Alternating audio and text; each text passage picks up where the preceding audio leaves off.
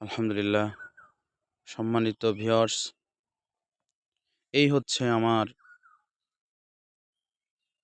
পেঁয়াজ ক্ষেত এবং ওই সামনে দেখতে পাচ্ছেন মরিচ ক্ষেত।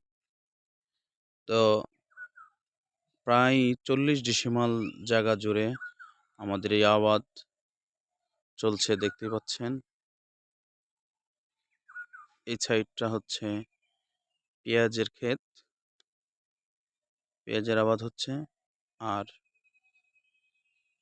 ওই পাশে হচ্ছে মরিচের চাষ হচ্ছে ইনশাআল্লাহ। আর চতুর্দিক দিয়ে কিছু জায়গা জুড়ে আছে বেগুনের চারা।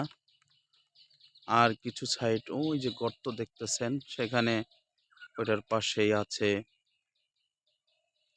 মিষ্টি কুমড়া, চাল কুমড়া, কদু, শসা এগুলোর চারা রোপণ করা হয়েছে।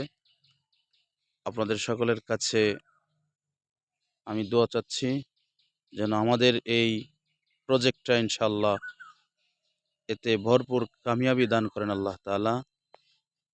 বেশি থেকে বেশি আল্লাহ তাআলা ফসল দান করেন। আপনারা সকলেই দোয়া করবেন। ভালো থাকবেন, সুস্থ থাকবেন। আসসালামু আলাইকুম রহমতুল্লাহ।